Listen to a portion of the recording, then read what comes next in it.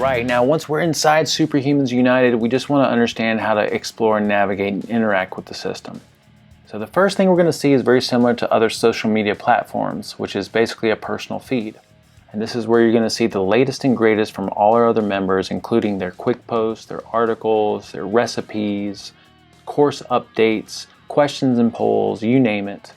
Just make sure that you're checking in most days and just seeing what's going on. And again, if something stirs you, take a moment, like, comment, initiate some conversation, and definitely participate in the questions and polls. You'll also see there's an icon for your notifications and any chat messages you might have.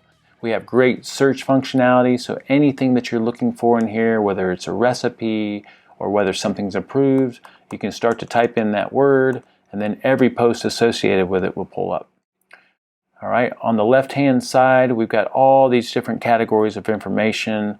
Discovery summarizes our upcoming events, our top posts, our top topics, members near you, and a bunch of other useful information.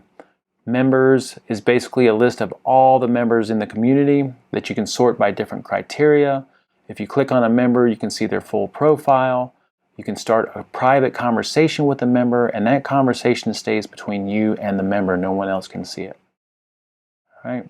If we go to About, this is basically the landing page information about SuperHumans United, but what's really cool is you can invite other members here. You can type in email addresses, you can type in your own personal message, and if you get people into this community, we're going to reward you with different incentives. If we come over to topics, every post that anyone ever does, whether it's a quick post or an article, is usually going to be associated with a topic, and this is where we group these topics. We have how to use SuperHumans United, we've got all our other health foundations, and we've got a great recipe index. If you click on recipes, you can start a conversation in the recipes topic, or you can scroll down and find a recipe that interests you.